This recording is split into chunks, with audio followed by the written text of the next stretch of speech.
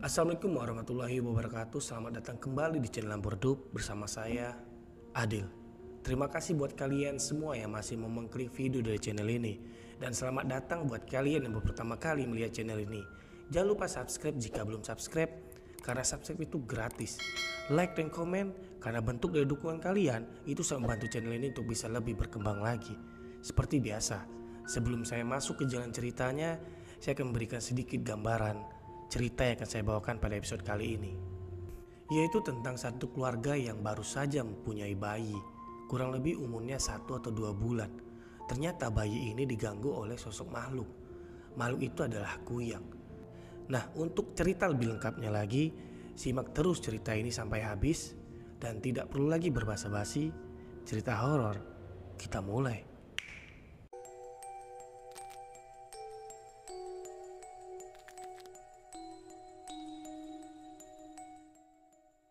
Cerita ini bermula dari sepasang suami istri yang bernama Gilang dan Ani.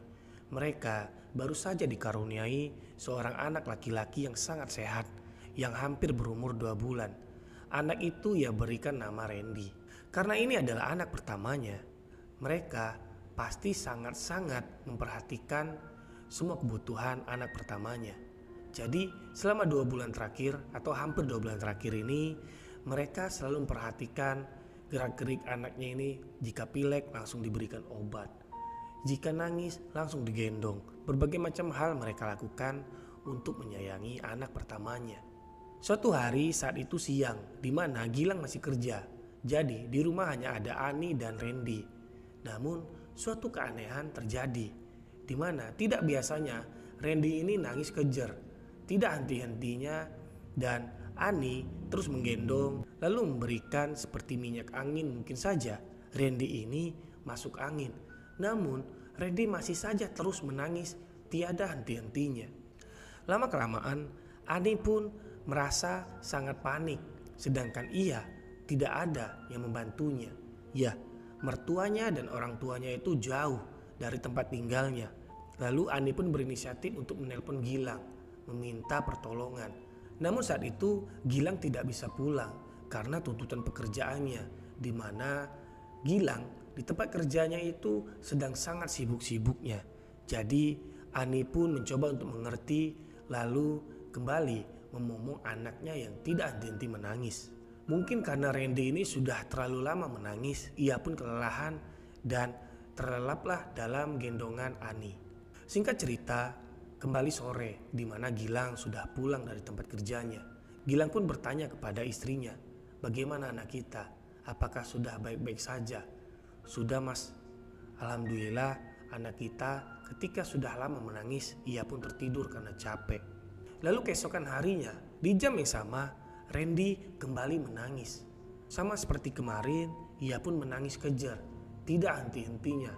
Ani pun kembali panik. Dia bertanya-tanya, "Ada apa dengan anakku?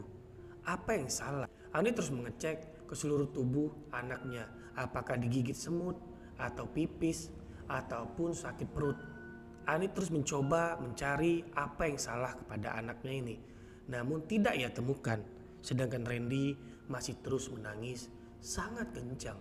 Lalu Randy pun kembali tertidur seperti kemarin, di mana ia sudah sangat lelah. Ketika Gilang pulang kerja, Gilang pun bergegas pergi mandi karena ia berinisiatif untuk membawa anaknya ini pergi ke klinik anak. Namun sesampai di klinik anak itu, anaknya tidak ada sakit apapun setelah dicek oleh dokter itu. Lalu dokter itu pun memberikan semacam tips bagaimana caranya mengatasi anak yang menangis terus menerus. Ani pun menyimak dengan seksama karena mudah-mudahan tips ini kelak atau besok bisa berlaku dengan anaknya. Dan benar saja, kebesokan harinya lagi di jam yang sama, Randy kembali menangis kejer. Namun kali ini Randy tampak sangat aneh. Karena apa? Matanya melihat ke atas seperti anak yang sedang step. Nah, kali ini Ani memaksa Gilang untuk pulang dari tempat kerjanya karena Randy, anaknya, itu berbeda dari 2 hari sebelumnya. Gilang pun bergegas pulang dari tempat kerjanya. menggas motornya sekencang-kencang. Anaknya masih seperti itu. Ani terus menangis menggendong Randy yang masih menatap ke atas, ke langit-langit rumah. Mereka pun bergegas langsung pergi ke klinik tempat kemarin ia mengobati si Randy. Setelah sampai di klinik, dokter pun langsung mengecek Randy. Namun apa yang keluar dari ucapan dokter itu cukup mengejutkan. Karena apa? Dokter itu bilang, "Ini step Bu, namun step ini langka. Di mana biasanya anak itu step ketika demam tinggi. Namun anak ibu ini step tanpa demam." Sontak mereka berdua pun kaget, bingung, dan takut. Bagaimana mungkin anaknya yang baru berumur 2 bulan harus mengalami sakit yang langka. Lalu dokter itu pun menenangkan kedua suami istri ini yang tampak sangat takut. Ia pun mengucapkan, "Tidak apa-apa Bu, ini memang penyakit langka. Namun ada kok obatnya." Jadi dokter itu pun memberikan resep obat. Lalu mereka pun pulang ke rumah. Namun sebelum sampai di rumah, mereka membeli obat atau resep yang diberikan dokter tadi. Selama 3 hari berturut-turut, Randy sakit di jam yang sama, menatap ke atas langit-langit. Padahal obat sudah rutin diberikan oleh Ani. Karena dengan keadaan yang sama, Ani pun tak kuasa menahan tangis. Ia pun terpaksa menelpon orang tuanya. Ya, orang tuanya ini cukup jauh tinggalnya. Namun mau tidak mau karena ini bicara tentang anak. Ani sangat takut anaknya nanti kenapa-kenapa atau tambah parah. Ani pun menelpon bapaknya. Setelah ditelepon, tak lama kemudian bapaknya pun sampai di rumah setelah 2 jam kemudian. Jadi bapak Ani ini adalah orang yang paham dengan hal-hal goib atau gangguan-gangguan goib. Jadi sampai di rumah, kata-kata pertama kali yang diucapkan adalah, "Anakmu ini sedang diganggu oleh makhluk halus." Namun Ani dari kecil sampai sekarang ia masih tidak percaya dengan hal seperti itu. Sedangkan bapaknya itu sudah banyak mengobati orang-orang yang terkena gangguan-gangguan goib. Karena ini bicara tentang anak, Ani pun mau tidak mau mempercayai ucapan dari bapaknya. Setelah istirahat sebentar, kembali bapak dari Ani ini izin pamit untuk pergi ke pasar membeli alat-alat yang bisa menangkal gangguan-gangguan seperti ini. Dan Ani pun mengiyakan saja. Lalu tak lama kemudian bapaknya pun kembali dari pasar membawa kresek berwarna hitam. Tanpa ditanya, bapaknya itu menjelaskan, "Ini adalah yang nantinya sebagai alat penangkal anakmu. Mudah-mudahan setelah ini makhluk itu tidak mengganggu." Ani pun hanya mengangguk saja karena ia sudah terlalu lelah mengurus anaknya yang terus rewel berjam-jam. Selang beberapa saat kemudian, alat penangkal itu pun telah jadi, di mana bentukan dari alat itu adalah kain berwarna hitam, dijahit dan dikalungkan di pinggang Randy. Bapak Ani pun berkata, "Izinkan aku untuk menginap beberapa hari. Aku ingin melihat siapa makhluk laknat yang mengganggu cucuku ini." Setelah 2 hari, Bapak Ani menginap. Bapak Ani itu belum menemui makhluk yang mengganggu cucunya ini. Sedangkan Randy, tubuhnya sudah mulai mengurus, di mana ubun-ubunnya itu mulai mencekung ke dalam. Ya, Randy seperti dihisap darahnya secara goib. Kini Randy sudah tidak aktif lagi. Bahkan ia menangis pun sudah hampir tidak bisa mengeluarkan suara. Jika terlalu lama lagi seperti ini, Randy bisa saja akan meninggal dunia. Maka dari itu, Bapak Ani pun mencoba untuk mencari, melihat-lihat sekitar rumahnya. Apakah ada orang yang mencurigakan di sekitar rumah itu? Ia pun bertanya kepada anaknya, "Ani, apakah kamu melihat di sekitar rumah ini setiap harinya orang yang sama melintasi depan rumah kamu?" Awalnya Ani berpikir dulu, mengingat apakah benar ada orang yang seperti diucapkan oleh bapaknya. Lalu ia pun kembali mengingat, ternyata setiap jam 1 siang ada bapak-bapak yang membawa sepeda ontel tua, di mana di belakangnya itu ada kapuk dan sarung bantal, di mana bapak itu beristirahat di bawah pohon yang tidak jauh atau di seberang rumah Ani. Setelah mendengarkan penjelasan itu, Bapak Ani pun mengangguk. Lalu ia melihat jam. Ternyata jam menunjukkan jam 12:30. Jadi mungkin saja setengah jam setelah ini makhluk itu kembali datang. Kini sudah jam 1, namun belum ada tanda-tanda bapak-bapak yang membawa sepeda tua.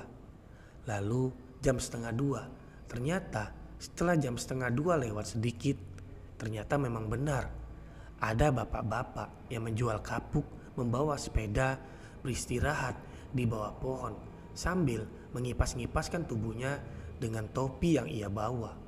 Bapak Ani bertanya kepada Ani, apakah itu orangnya? Iya pak. Ya sudah, sini anakmu biar aku gendong. Untuk apa pak? Sudah, kamu percayakan saja dengan bapak. Lalu Bapak Ani pun membawa cucunya keluar mendekati bapak-bapak yang sedang istirahat di bawah pohon itu. Jadi Bapak Ani ini sudah berada di dekat bapak-bapak yang istirahat itu. Ia pun bertanya, Assalamualaikum, namun tidak dijawab. Istirahat ya pak? Iya, ucap bapak itu. Coba kamu lihat cucuku ini, lucu nggak?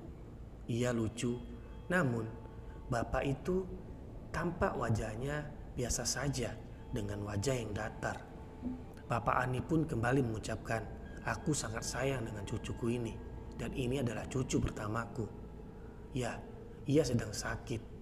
Aku sedang mencari orang yang mengisap darah cucuku ini secara goib.